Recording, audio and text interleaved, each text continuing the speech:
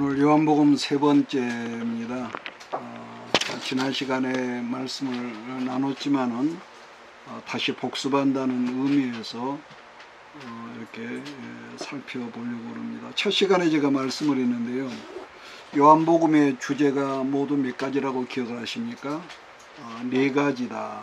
요한복음의 주제가 네 가지인데, 첫째는 말씀, 두 번째가 뭐지요?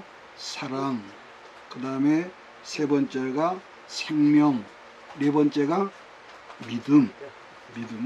그래서 네 가지가 요한복음의 주제인데, 그래서 이 요한복음 21장 전체 속에 믿음이라는 이 말이 98번 들어있다. 제가 말씀을 드렸던 것 같습니다. 1장 1절로 3절을 읽겠습니다. 태초에 말씀이 계시니라. 이 말씀이 하나님과 함께 계셨으니 이 말씀은 곧 하나님이시라. 그가 태초에 하나님과 함께 계셨고 만물이 그로 말미암아 지은 바 되었으니 지은 것이 하나도 그가 없이 된 것은 없느니라. 그러니까 1절은 말씀이 곧 하나님이시라 했고, 그 말씀이신 하나님이 사람으로 이 세상에 오셨다는 거죠. 특히 1장 14절을 보면은 말씀이 육신이 되어 그 다음에 우리 가운데 거하심에 우리가 그의 영광을 보니 아버지의 독생자의 영광이요 은혜와 진리가 충만하더라. 그러니까 말씀이신 하나님이 육신이 되셨다 했는데, 이 육신이 되신 말씀이 누구라는 겁니까? 우리 예수님이다. 그 말씀이신 하나님이 우리들 각자 심령 속에 거하시는 것도 맞는 말이지만, 왜냐하면 구약에서는 돌집에 계셨던 하나님이 신약에는 우리 안에 계신다. 그런데 오늘 본문에는 뭐라고 그럽니까? 우리 가운데 거하신다. 우리 가운데. 그러니까 이 말은 우리가 살아가는 삶의 모든 그 현장이 되는, 쉽게 말해 교회나 우리 가정이나 직장이나 현장 가운데 거하신다는 그런 말씀으로 우리가 이해가 돼야 합니다. 그러므로 신앙생활이란 구체적으로 뭘 말하냐고 할 때 요한복음 10장이거든요. 10장에 보면은 제가 읽습니다. 10장 10절. 도둑이 오는 것은 도둑질하고 죽이고 멸망시키는 것 뿐이지만은 나 예수가 온 것은 양으로 생명을 얻게 하고 더 풍성히 얻게 하려는 것이라, 그렇게 예수님의 말씀이었어요. 그러니까 나 예수가 이 세상에 사람으로 온 것은 하나님의 양들로 하여금 옛날 에덴 동산 잃어버렸던 하나님의 생명을 찾이고 회복시켜서 풍성하게 누리게 하려는 목적이 예수님이 오신 거라고 그랬습니다. 그래서 이미 제가 누차 말씀을 했던 것 같이 요한복음의 주제가 아까 몇 가지라고요? 네 가지인데, 말씀, 생명, 사랑, 믿음이라 그랬다. 그래서 앞으로 이 말씀이 계속 나올 겁니다. 자, 그래서 그런지 요한복음 1장 12절부터 21장 전체 속에 믿음이라는 단어가 아까 몇 번 들었다고요? 98번 들었다. 이렇게 말씀을 했습니다. 반복적이죠. 그래서 1장 12절 영접하는 자, 그 다음에 곧 그 이름을 믿는 자들에게는 하나님의 자녀가 되는 권세를 주셨다고 그랬거든요. 그러니까 우리들이 예수를 영접한다는 말은 다르게는 예수님 믿는다는 말이기도 하는데, 이 땅에 말씀으로 오셨던 예수님을 내 인생 삶의 모든 삶의 주인으로 모셔드린다는 말이기도 같은 말이거든요. 그러니까 예수님을 내가 영접함으로 어떻게 변합니까? 육신의 사람이었던 내가 영의 사람으로 변화되었음을 의미한다겠는데, 다르게 이 말을 표현한다면 어둠의 사람이 빛의 사람으로 변화되는 것.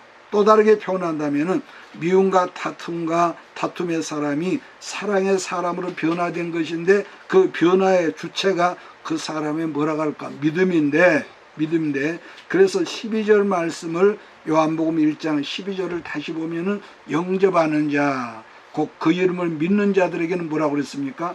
하나님의 자녀가 되는 권세를 주셨다고 그랬습니다.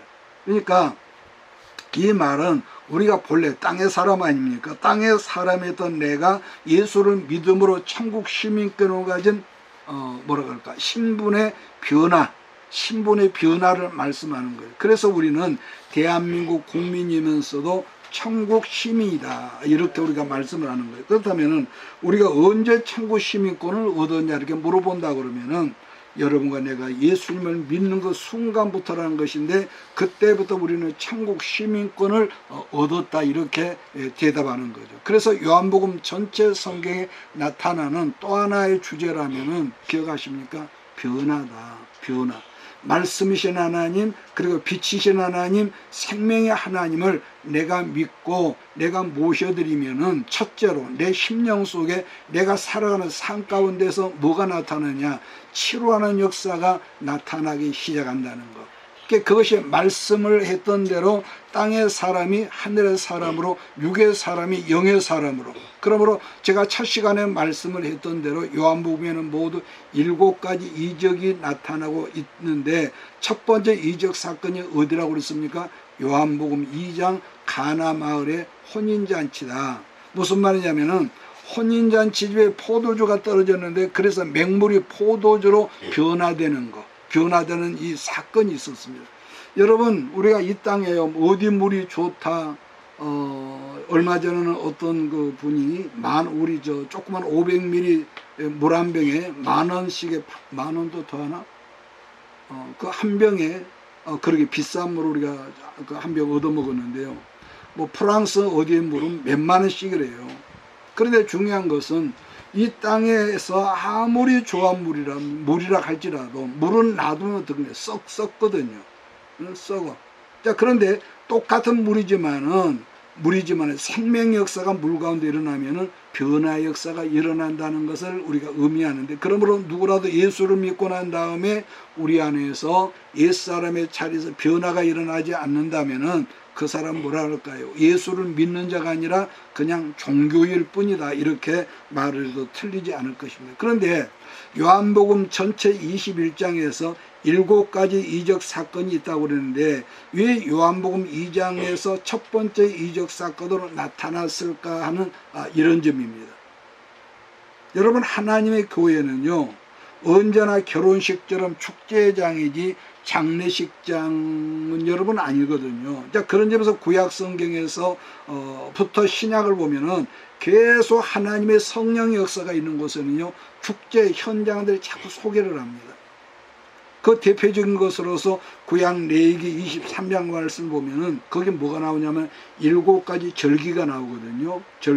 이 절기에 대한 말씀이 나오는데, 여러분, 첫째 유월절이 나오고, 유월절 다음 날부터 하는 무교절이 나오고, 그 다음에 초실절, 다르게는 뭐 성령 강림절이라고 하죠. 초실절, 나팔절, 장막절, 수장절. 지금은 우리나라가 이 근대화 물결이 들어오면서부터 모든 절기가 없어져 버렸죠. 아마 조선족이나 중국의 압록강 너머나 북한은 뭐 할 수도 없을 것이고, 그런 데는 있는지 모르지만 제 기억한 대로 옛날에는요, 달마다 절기가 있었습니다. 1월 달에는 대보름이 있었고, 2월 달에는 한식이 있었습니다. 3월 달에는 삼질, 4월에는 초파일, 5월에는 단오, 6월에는 유두. 근데 희한하게도 이런 이 작은 이 절기 때는요, 우리가 기다렸던 꼭 어떤 떡을 얻어 먹었어. 떡을 만들었거든요. 흔히 개떡, 거기다가 무슨 팥이나 돈부 같은 걸 넣어서 소다 집어넣고 떡을 하면 참 맛있었던 기억이 나거든요. 그래서 이런 이 절기를 기다려. 7월 달에는 칠석, 8월 달에 기억합니까? 추석, 9월 달에는 중구 혹은 백로, 그 다음에 10월에는 시제, 11월은 입동이라 하기도 하고, 그 다음에 12월에는 동지, 그 다음에 동지 그렇게 말하죠. 그러니까 그런 것이 있어서 다른 말을 했지만은 하나님의 교회의 이 성령 공동체는 항상 축제가 있기 때문에 사람들이 비록 세상에 살 때 이런 일 저런 일로 힘듦이 있었을지라도 교회만 오면은 예배를 드리면 다 털어버리게 하는 잔치집. 그래서 우리가 신앙생활을 말씀 중심으로 바르기만 한다면은요, 내 삶 속에 문제가 없어서가 아니라 이상하게 우리가 하나님의 교회에 오면은 평안해지고 기쁨이 있고, 그래서 생명을 누리는 것이기 때문에 뭡니까? 우리는 축제장이 예배당이다, 이렇게 말하는 거죠. 요한복음 2장으로 또 넘어가겠습니다. 잔치집에 지금 포도주가 떨어진 것은 목사님이 어렸을 때 옛날에는 전부 다 잔치집에는 뭐가 있었습니까? 막걸리가 있었습니다. 막걸리가 떨어진 거다가 똑같은 일이 아닐까 그렇게 생각합니다. 그러한 축제 현장에서 포도주가 떨어졌다고 그랬을 때에 여러분 그 신랑과 잔치를 주관하는 그 연회장이 얼마나 난감했을까요? 그런데 그 사실을 알고 예수님께서 뭐라고 했는지를 요한복음 2장 7절에서 제가 보겠습니다. 예수께서 그들에게 이르시되 항아리에 물을 채우라 하신즉 아구까지 채우니 이제는 떠서 연회장에 갖다 주라 하시며 갖다 주었더니 그 다음에 9절 연회장은 물로 된 포도주를 맛보고도 어디서 났는지 알지 못하되 물떠온 하인들은 알더라 이렇게 말씀합니다. 맹물이 예수님의 그 사역 속에 첫 번째 포도주를 변화하는 것이 복음의 여러분 역사를 이렇게 말하죠. 그래서 변화하는 것이 요한복음의 주제라고 그랬는데 요한복음 1장 42절을 보면은 지난번에 제가 말씀했죠.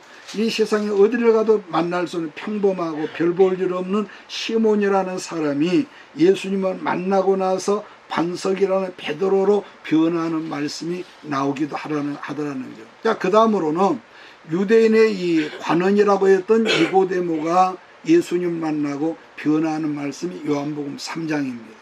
그러니까 니고데모가 하는 걸 보면은 그가 누굽니까? 한나라 오늘날로 한나라의 국회의원과 같은 높은 귀족 신분 출신 귀족 출신이었기 때문에 그런데 문제는 그런 높은 벼슬어치의 사람일지라도 구원에 대해서만큼은 평소 굉장한 궁금증이 있었던 것 같아요. 자, 근데 문제는 니고데모는 지금 50이 넘은 사람이고 상대인 예수님은 30대 초반의 젊은 청년이기 때문에 그런 높은 간직에 있는 그런 귀족 출신이 여러분 아마 그 자존심이 있었지 않겠습니까? 그래서 니고데모가 낮에는 찾아오지 못하고 밤에 찾아와서 했다는 말이 3장 2절을 제가 봅니다. 그가 밤에 예수께 와서 이르되 랍비여 우리가 당신은 하나님께로부터 오신 선생인 줄 아나이다. 하나님이 함께 하시지 않으면 당신이 행하신 이 표적을 아무도 할 수 없습니다. 이렇게 말하거든요. 그러나 예수님은 니고데모가 지금 궁금해하는 그 심정을 깨뜨려 보시고 3절에서 어떤 말씀을 합니까? 네가 거듭나지 않으면 하나님 나라를 볼 수 없느니라. 그러니까 니고데모가 정말로 궁금한 것은 거듭남의 문제인데 그 심정을 깨뜨려 보시고 예수님께서 지금 거듭남의 문제를 콕 찔르거든요. 자, 그런데 말귀를 알아듣지 못한 니고데모가 한다는 말이 아니 선생님 내가 이 나이처럼 늙었는데 어떻게 내 어머니 모태에 들어갔다 다시 나올 수 있습니까? 이렇게 반문을 하지 않습니까? 자, 그랬을 때 지난주에 말씀했지만은 사람이 자기 부모로부터 태어날 때 태어난 생명을 뭐라고 기억을 합니까? 헬라어로 기억을 하십니까? 그것을 비오스라고 그랬고 뭐라고 했고? 비오스라고 그랬고 그런데 부모로부터 태어난 생명 비오스가 예수를 믿음으로 말미암아 다시 태어난 영원한 생명을 뭐라고 그런다? 조회라 간다. 그러니까 우리말 성경은 한글에는 하나지만은 원문 성경에게 뜻이 있다는 거. 자, 그러니까 요한복음에서 말씀하는 생명은 똑같은 말로 같은 말일지라도 부모로부터 물려받은 육의 생명 비오스가 예수님을 믿음으로 말미암아 다시 얻어진 하늘의 생명 즉 조회 영적인 생명이 다르다는 것을 분명히 말씀해주고 있었다는 것인데 그 영적인 생명 조회를 누리는 것을 우리는 신앙생활을 한다. 제가 이렇게 여러분에게 말씀을 아마 드렸던 것 같습니다. 그래서 사도 바울 선생도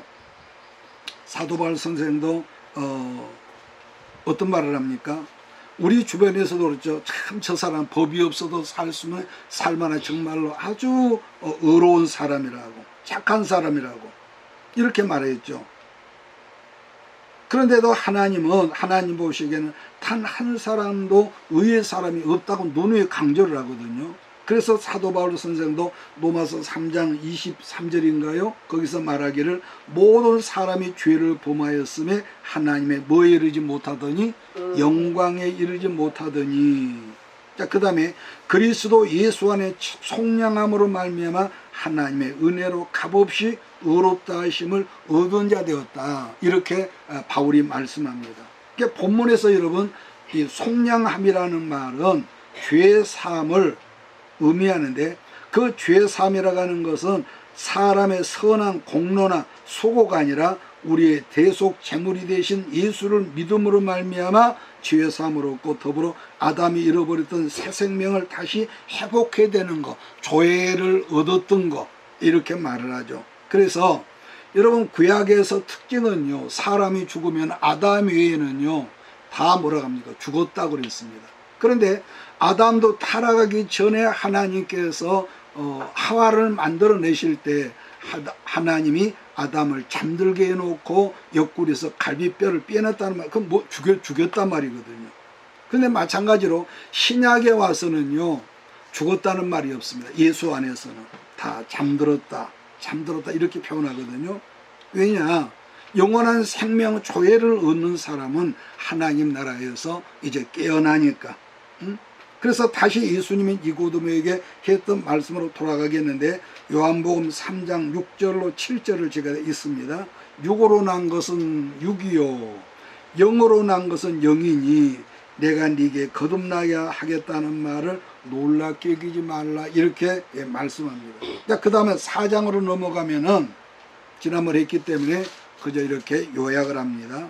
넘어가면은 일생 동안 기구한 운명으로 항상 그늘 속에서, 여러분 사람이요 먹고 살지만 그늘 속에 여러분 산다는 것은 얼마나 기가 막힐까요? 그러니까 햇빛을 보지 못하는 사람으로 기구한 운명의 사람이 소개되는데, 4장에 들어가면은 이름도 없는 한 여자, 그냥 사마리아 지경의 수가란 마을에 살고 있던 우물가의 여인으로만 알고 있는 여자 이야기가 여러분 나옵니다. 4장 6절로 7절. 거기 또 야곱의 우물이 있더라. 예수께서 길을 가시다가 피곤하여 우물 곁에 그대로 앉으시니 때가 6시쯤 되었더라. 사마리아 여자 한 사람이 물을 기르러 왔으며 예수께서 물을 좀 달라 하시. 우리는 그냥 읽으면은 그랬더라인데요. 우리들이 이 성경을 읽을 때 여러분 한 가지 제가 힌트를 드린다면은, 성경에 나오는 모든 시간에다가 6을 더하기를 바랍니다. 무엇을 더해요? 6을 왜 더하냐? 그것은 본문 성경에 6시라는 말은 시간이라면은 몇 시냐? 거기다 6을 더하니까 우리말로는 정오인 난 12시란 말이 되거든요. 그런데 우리가 상식적으로 알기에는 한여름이면 우리나라도 덥고 중동은 여러분 항상 덥지 않습니까? 그래서 우리가 어렸을 때만 해도요 그때는 상수도가 없었습니다. 한낮에는요 어지간해서는요, 어지간한 톡한 부모들 아니고는 아이들에게 물을 떠오란 말을 안 했습니다. 너무 더우니까. 그런데 지금은 시골에 어지간히 가면은요 다 상수도 시설이 잘 돼 있어서 공동우물을 사용하지 않더라는 거죠. 그러니까 모든 시골에는, 근데 옛날에는요 전부 다 공동우물을 사용을 했습니다. 거기에서 엄마들이 모여서 빨래도 했고, 아이들은 아침 일찍이나 해가 저물어 갈 무렵이면은 그때는 여러분 시원했거든요. 그래서 뭐 큰 주전자나 뭐 여러 가지 물통을 가지고 와서 공동우물가로 아이들이요 그렇게 물을 뜨러 왔습니다. 마찬가지로 중동 지역도 너무 더운 지역이니까 한낮에는 사람들이 우물가에 안 온다는 거죠. 지금도 그 말 들어보니까 12시부터 3시까지는 잠자는 시간이 있대요. 지금도. 그런데 사마리아 수가성 마을의 한 여인은 이 사람이 일부러 정오에 물길로 온 거예요. 왜? 일부러 사람들이 오지 않는 그 시간에 물을 길러 왔는데, 왔는데 웬걸 아무도 없는 줄 아는데 한 유대인 젊은 청년이 우물가에 앉아있다가 때뜸 자기에게 말을 거는 겁니다. 그래서 그 수가성 여인이 놀라서 했다는 말이 9절이거든요. 9절 같이 읽습니다. 시작. 사마리아 여자가 이르되 당신은 유대인으로서 어찌하여 사마리아 여자인 나에게 물을 달라나이까 하니 이는 유대인이 사마리아인과 상종하지 아니함이라. 아마 이 말씀을 제가 여러 번 드렸던 것 같은데요. 그 당시에 멸시받고 천대를 받던 사마리아 사람이 있게 된 배경은 이스라엘 민족사적으로서 큰 비극적인 슬픔이 그 배경이 있었다고 제가 여러 번 말을 했거든요. 사실 이 세상의 모든 것에는요, 원인이 없는 결과도 여러분 없습니다. 그래서 예수님 너희가 모소를 심든지 심는 대로 거둔다. 그러니까 이 경우는요, 심는 것은 아주 작은 거거든요. 작은 거. 그래서 축복의 씨앗도 사실 심는 걸 보면 작은 것이고, 저주의 씨앗도 그 원인을 보면은 별로 크지 않다라는 거. 그러니까 솔로몬 왕이 하나님을 떠난 것 때문에, 떠난 것이 첫 번째 여러분 이스라엘의 저주가 온 원인이었고, 두 번째는 하나님께서 허락하셔서 북왕국 이스라엘 10지파를 뚝 띄어서 누구에게 줍니까? 여로보암이라는 사람에게 주거든요. 그래서 그 여로보암 왕부터 이스라엘 북왕국 마지막 왕이었던 호세아까지 하나님의 선지자들이 그렇게 다니면서 이스라엘이 회개하라고 말씀을 선포했지만은 나중에 여러분 북왕국 이스라엘이 아수르 왕 살만 에셀에게 3년 동안 포위가 됐거든요.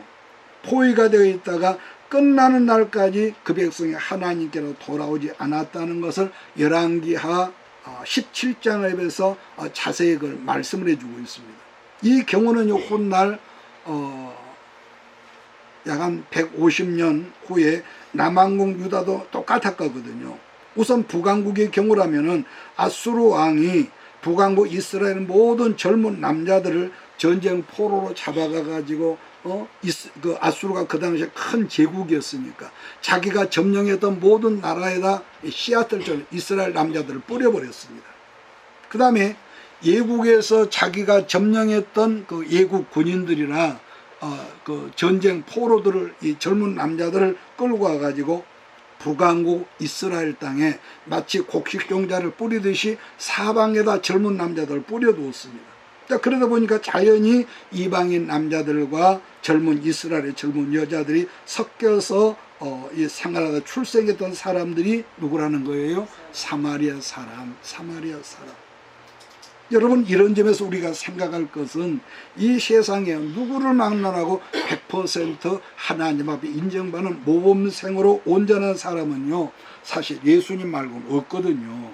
그러므로 삶 가운데서 여러분의 10년 가운데 작은 어떤 울림이 있거나 여러분의 삶 가운데 작은 어떤 징계라도 이건 하나님의 징계다 이렇게 깨달아진다면은 마치 어린 아이들처럼 얼른 엄마 품에 달려오듯이 하나님 앞에 회개함으로 있으면은 그 모든 징계와 징벌이 예수님으로 깨끗하게 없어지는 것을 믿으시기를 바랍니다. 이것을 말씀 속에서 구약 호세아가 어떤 말을 합니까? 호세아 6장 1절에 보면 이런 말을 했죠. 오라, 우리가 여호와께로 돌아가자. 여호와께서 우리를 찢으셨지만은 도로 낫게 하실 것이요 우리를 치셨으나 싸매어 주실 것임이라, 이런 말씀을 했습니다. 사도 바울 선생도 말하기를 의인은 없나니 하나도 없다는 게 모범생이 없다는 거, 하나님 앞에. 예수님도 그래서 말하기를 너희가 악함에도 우리가 악하다는 거예요. 불구하고 자기 자녀를 사랑한다 이렇게 말을 했습니다. 그런데 이 악함이 우리에게 있음에도 불구하고 어느 순간에 말씀이 여러분에게 지식이 아니라 내 말로 들려올 때에 이것은 뭐 큰 사건이 아니라 조그만한 사건일지라도 이것은 하나님의 어떤 징벌이구나, 징계차원이 깨닫게 하려는 거구나 그랬을 때 얼른 무릎을 꿇고 하나님 제가 잘못했습니다. 회개하는 일, 훈련, 회개하는 습관을 가져라는 말씀이죠. 그렇게 구약은 뭐가 중요하고 제사가 중요하고 신약은 뭐가 중요하고 예배가 중요하다는 거예요. 늘 이 말을 제가 100번도 더 했을 거예요. 예배 1시간 빠진다고 하늘에서 벼락이 떨어지니 아니요. 여러분 절대로 그런 것이 아니지만은 예배가 여러분 흐트러지면은 그 순간부터 그 심령 속에요. 여러분 병이 들어. 며칠 전에 제가 콩하고 녹두하고 여러분 갈아가지고 잠깐 놔뒀는데요. 이거 휘었더라고. 변질됐어. 사람은요 부지런히 말씀으로 기도로 관리를 해야만이 변질이 안 된다는 걸 볼 수가 있는데, 그래서 아까 제가 언급했지만은 다른 사람은 나를 볼 때는 참 박 목사 진짜로 저 사람은 선해, 정말로 지혜롭고 착하고, 별 세상이면 칭찬을 다 한다 할지라도요, 하나님과의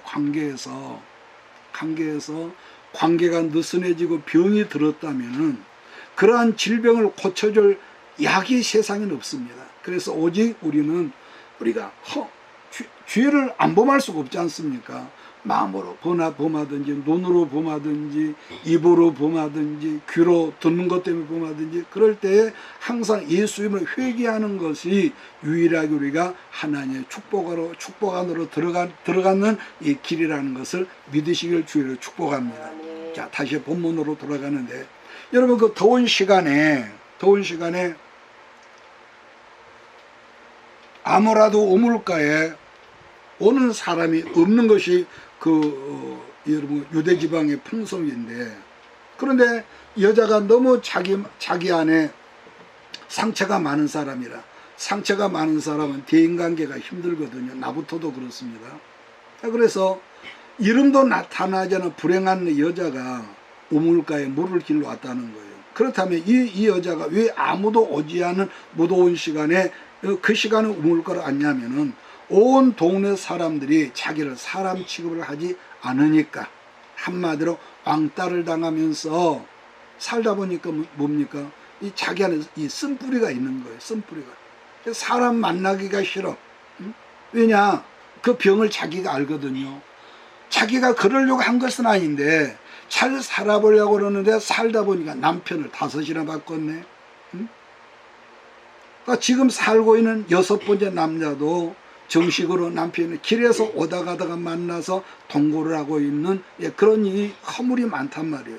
그처럼 박복하고 불행한 여인이 한낮에 아무도 없을 줄 알고 우물가에 왔더니 웬걸 한 유대인 젊은 남자가 대부분 그 물을 달라고 했다는 거예요. 그래 여자가 놀라서, 아니 당신은 유대인인데 어떻게 사마리아 사람이 나에게 물을 달라고 말을 거십니까? 여러분 이런 이 대화를 통해서 알지 않겠습니까? 그렇게 해서 점점 대화를 하다가 이 대화가 깊어가다가 뭐로 나옵니까? 예배가 나오는, 예배가. 중요한 것은 오늘날도 정신상담학에서요, 카운셀러죠, 요한복음 4장을 여러분 상담 교과서로 사용한다는 거죠. 왜냐? 이렇게 예수님식으로 이렇게 대화를 하다 보면은 상대방이 아무리 힘든 그런 삶을 살더라도 마음문을 얼른 연다는 거예요. 그래서 사마리아 여자가 자기가 살아온 모든 것을 훤히 아시는 예수님을 드디어 알아보고 했다는 말이 요한복음 4장 19절 20절이거든요. 같이 한번 읽을까요? 시작. 여자가 이르되 주여 내가 보니 선지자로소이다. 우리 조상들은 이 산에서 예배하였는데 당신들의 말은 예배할 곳이 예루살렘이 있다 하여도이다. 보십시오. 여자여 내 말을 믿으라. 이 산에서도 말고 예루살렘에서도 말고 너희가 아버지께 예배할 때가 이르리라. 보십시오. 인생살이에서 그야말로 박복하고 온갖 불행덩어리를 지금까지 짊어지고 살던 여자였지만은, 그러나 그 마음속에는 항상 하나님을 향하여서 예배를 드리고자 하는 진정한 뭐가 있었다고 발견합니까? 영성이 이 여자 속에 있었구나. 비록 상처가 있었고 사랑을 피해 사는 사람이었지만 예배를 사모했다는 것. 자, 그렇던 여자가 우물가에서 뜻하지 않게 위대한 스승이신 예수를 만나서 한다는 말이 어디서 드리는 예배가 진짜입니까? 했다는 거죠. 즉 사마리아 사람은 사마리아에서 예배를 드려야 한다 하지만은, 그러나 당신들 유대인들은 예루살렘에서 예배를 드려야 한다는데 어느 것이 진짜입니까? 예수님께 물었죠. 그랬더니 우리 예수님이 어떻게 대답을 했다 하냐면 21절에 예수께서 이르시되 여자야 내 말을 믿으라. 이 산에서도 말고 예루살렘에서도 말고 너희가 하나님께 예배할 때가 이르리라. 이 짧은 말이 신학적으로는 그야말로 여러분 중요한 말이라고 하는데, 무슨 말이냐면은 사마리아 사람들도 유대 사람도 틀렸다는 예수님의 말씀이거든요. 왜냐? 하나님께 드려진 예배는 지역이나 장소가 문제가 아니라는 거. 어느 곳에서만 예배를 드려야 한다는 경우를, 이 경우를 공간 종교라고 합니다. 어느 곳에서만 예배를 드려야 하는 것을 공간 종교로 말하고, 또 어떤 시간에 예배를 드려야 할 때에 사람들을 일컬어서 시간 종교를 따르는 사람, 이렇게 신학에서 가르치거든요. 자, 그런 점에서 제가 말을 줄이겠는데, 공간 종교를 말하는 대표적인 종교는 불교가 그렇습니다. 그거는 반드시 법당에서만 법회를 하거든요. 그러나 시간적인 것을 말하는 대표적인 종교라고 하면요, 우리 기독교입니다. 즉 어느 곳, 그런데 예수님은 어느 곳 장소가 아니라 지금 이 시간 이 자리에서 신령과 진정으로 하나님께 예배를 드리는 것이 중요하다고 이렇게 말씀을 한다는 것. 4장 23절을 제가 있습니다. 아버지께 참되게 예배하는 자들은 영과 진리로 예배할 때가 오나니 곧 이때라 아버지께서는 자기에게 이렇게 예배하는 자들을 찾으시니라. 여러분, 중요한 것은 우리들이 예배는 하러 오지만은 몸 따로 마음 따로가 아니라 하나님께 예배하는 사람 어떻게 해야 한다? 신령한 마음과 진정한 것이다. 왜냐? 하나님은 그렇게 예배하는 사람들을 기뻐하신다는 말씀인데, 다시 말하면 어떤 장소는 어떤 공간이 아니라는 것. 그래서 예배를 드리는 그 시간에 하나님을 진정으로 자기 마음에 모시고 예배를 드리면은 하나님은 그런 사람들을 찾으시고 그런 사람들을 하나님이 기뻐하신다는 예수님의 보충 설명인 것이죠. 그래서 왜냐? 24절 말씀이 오늘 대화의 결론인데, 하나님의 영이시니까 예배하는 자가 영과 진리로 예배할지니라, 이렇게 예수님 말씀하시죠. 자, 28절 30절을 같이 읽겠습니다. 요한복음 4장 28절 시작. 여자가 물동이를 버려두고 동네로 들어가서 사람들에게 이르되 내가 행한 모든 일을 내게 말한 사람을 와서 보라, 이는 그리스도가 아니 그들이 동네에서 나와서 예수께로 나오더라. 자, 여기서 우리가 그 배경을 한번 상상을 해봅시다.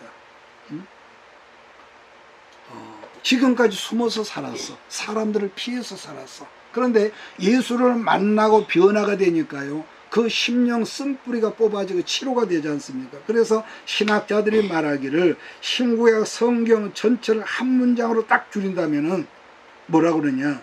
예수는 그리스도다. 예수는 그리스도다.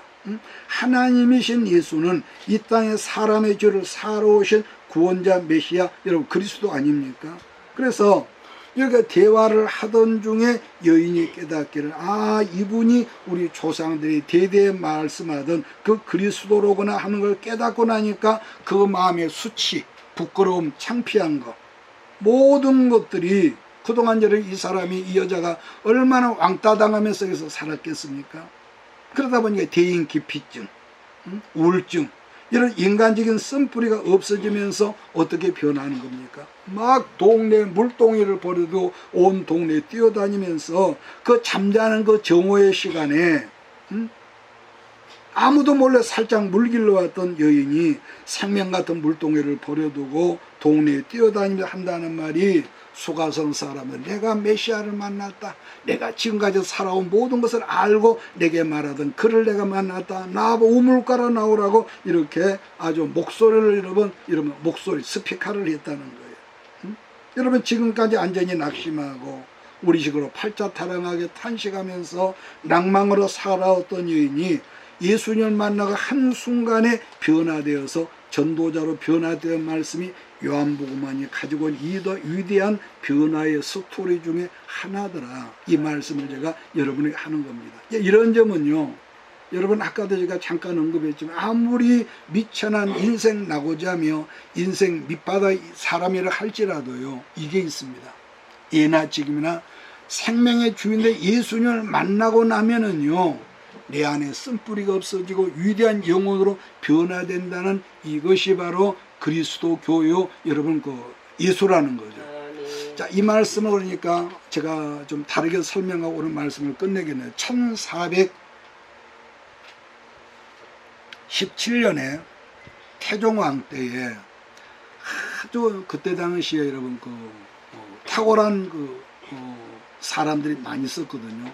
대표적인 사람이 신숙주라는 사람이 있습니다.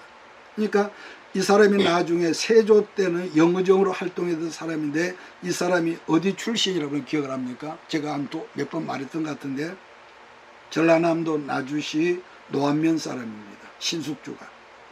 그런데 이 신숙주는 조선 역사의 실록을 찾아보면 4대 왕, 세종왕 때부터 9대 그 성종왕 때까지, 성종까지 6명의 임금을 모시던 뭐라고 할까, 한 시대를 풍미했던 그런 인물로 아주 탁월한 인물인데 이 사람의 동료 성삼문이, 여러분 성삼문을 기억하시죠? 동료 성삼문은 오늘날까지 충신 중에 충신의 상징으로 백성들의 초항을 받는 반면에 신숙주는 뭐대 대명사로 인정되느냐, 변절자의 대명사로 지금까지 자자손손 이렇게 낙인 찍혀있는 사람이 그렇게 탁월하고 훌륭한 사람인데요. 제가 지금 무슨 말을 하고 오늘 말씀을 끝내려 하냐면은, 여러분이 옛날에 지금이나 사람이 누구를 막론하고요, 성령의 사람, 곧 주와 동행하는 사람이 아니라면은 목사 아니라 목사 하립이라도요 우리는 변질되고 말아요. 여러분, 이게 사람입니다. 이게 사람이에요. 다른 말과 같이 우리는 이번 대통령 탄핵 사건으로 변절자들의 그 사람들의 면면을 보았거든요. 특이한 것은 윤 대통령이 힘오던 요소요의 사람들은요 거의가 여러분 서울대학교 출신의 사람들이었습니다. 그런데 그 중에서도 서울대학 출신 중에서 오직 한 사람 누굽니까? 김문수라는 사람만큼은 어떻게 보면 좀 제가 좀 부풀려 말하면 옛날 정몽주처럼요 끝까지 윤 대통령 욕하지 않는 것을 제가 참 귀하게 보았거든요. 자, 그런데 조선조 6대 왕이 단종왕이었습니다. 단종왕이 어렸을 때 어린 왕이었죠. 그런데 결국은 단종이 아저씨였던 세조에게 왕위를 찬탈당하죠. 그리고 찬탈당하고 강원도 어디를 귀향을 가고 나서 있는데 그 당시 사육신이라고 하죠.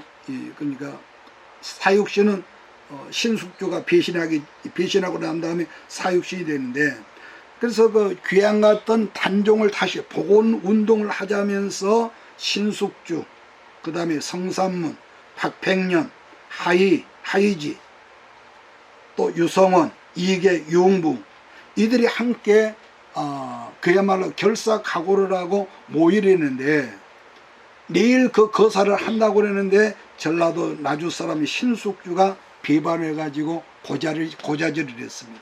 변절자가 됨으로 말미암아 나머지 6명이요 이 황소가 양손 양발을 줄로 묶어가지고 그냥 사지를 찢어가지고 사육신이 죽었는데, 죽는 순간까지 이 사람들이 변신을 배반을 안 했다고 그래. 그러니까 백성들이 지켜봐는 사지가 찢어져서 6명이 형장이 이슬로 죽었습니다. 그러한 이 기가 막힌 사실을 너무너무 가슴 아프게 여겼던 그 당시 이 조선 백성들이 신숙주에게 날아가는 그 뭡니까? 독수리 같은 그 어떤 권세에 감히 대항은 못하고 조롱을 했다고 그랬습니다. 계속 조롱을 했어. 어떻게 조롱을 했느냐? 여러분, 한국 사람이라면요 누구나 다 즐겨 먹는 녹두채 나물이요 맛은 있는데 요즘 같은 여름날에는 너무 빨리 변질돼서 먹지를 못하거든요. 그래서 녹두나물을 뭐라고 그러느냐, 그때부터 숙주나물이라고 했었는데 지금도 녹두나물을 숙주나물이라고 하죠. 녹두나물을 하는 사람은 별로 없습니다. 제가 무슨 말을 하는지 여러분 알겠습니까? 우리는 누구나 변화되지 않으면요 학벌이 좋아도 명예가 있어도 재산이 많아도 흔한 말로 목사가 됐어도 그리스도 예수 성령으로 말미암아 우리가 살지 않으면 언제든지 우리는 변질된다는 이 사실을 여러분 꼭 잊지 말아야 합니다. 절대로 이것은요 아무개는 목사님이니까 아무개는 금식을 했으니까 천만입니다. 왜냐? 왜 이걸 중요하냐면 변화와 변질은요 항상 같은 자리에 있거든요. 이 말을 이해하십니까? 변화와 변질 항상 같은 자리에 있어요. 그래서 옛날에 용문산의 나우몽 장로님이 돌아서면 천국이요 돌아서면 지옥이다 이 말을 하는 거예요. 그래서 자 그럼 오늘 마지막으로 요한복음 5장 베데스다 연못으로 가서 오늘 말씀을 끝내겠습니다. 요한복음 5장 2절 3절을 같이 읽습니다. 시작. 예루살렘에는 양문 곁에 히브리 말로 베데스라는 못이 있는데 거기에 행각 5이 있고 그 안에 많은 병자, 맹인, 다리 저는 사람, 혈기 마른 사람이 누워 물의 움직임을 기다리더니, 본문 1절에 유대인의 명절이라고 그러는데 곧 유월절이죠. 유월절은 1년에 한 번씩 이스라엘 모든 사람들이 예루살렘에 모여와서 지난 1년 동안 지은 죄를 회개하면서 짐승의 제물로 이 번제를 드리면서 드렸던 날 유월절이거든요. 그래서 그 예루살렘 도성에 12문이 있다고 그러죠. 12문이 있는데 그 중에 12문 중에 하나가 양문이 있대요. 양문. 양문이라는 말은 말 그대로 짐승들이 오가는 그런 문이죠. 우리나라 그 서울 어딘가도요, 시구문이 있대요. 저는 뭐 가보지 않았는데, 시구문이라는 것은 죽은 시체, 사람이 죽으면 송장들이 나가는 유일한 문이 서울에 그 문이 있다고 그래요. 문. 근데 그 양문 곁에 베데스라는 작은 연못하다가 있었는데, 가끔 천사가 내려와서 그 물을 휘저으면 물이 끓어올랐다는 거죠. 그래서 누구든지 먼저 들어가면은 어떤 질병도 치유가 된다는 것인데, 거기에 38년 된 누가 있었다고요? 중풍 병든 자가 있었는데, 근데 그 중풍 병든 자를 예수님이 보시고 뭐라고 합니까? 네가 낫기를 원하느냐? 이랬다는 거예요. 항상 연못가에서는 있었지만은 아무로도 자기를 도와주질 못하니까 속절없이 세월만 가고 그래 누워있는 상황 속에서 예수님이 자기를 발견하시고 물으시기를 네가 낫고자 하느냐 이랬을 때 그 사람이 말하기를 주여 내가 낫기를 원하지만은 내가 도움받을 길이 없습니다 그랬다는 거예요. 거기에 대한 해답의 말씀이 8절인데 이 말씀이 여러분과 우리 모든 사람에 주시는 말씀으로 들려지기를 바랍니다. 5장 8절 예수께서 이르시되 일어나 네 자리를 들고 걸어가라. 38년 한 잔에 꼼짝을 못하고 중풍병자가 예수님 말씀을 두고 일어나 걸어갔다는 거예요. 이처럼 요한복음에는 이렇게 매 장마다 변화하는 역사, 치료하는 역사가 있는 책이라고 그랬거든요. 그래서 오늘 여러분들도 우리들도 비록 육으로 태어난 사람이지만은 요한복음 말씀을 공부하고 들으면서 다 같이 영육 간의 변화의 역사가 일어나고 신령한 영예사로 변화하는 역사가 있어지기를 예수님으로 축복합니다. 기도하겠습니다. 이것이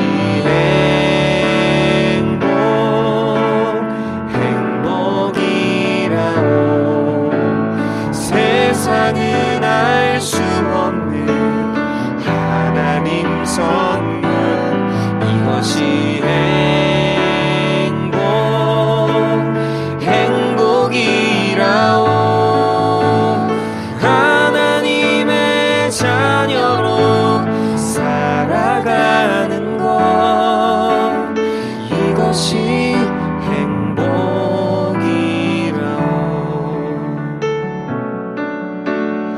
이것이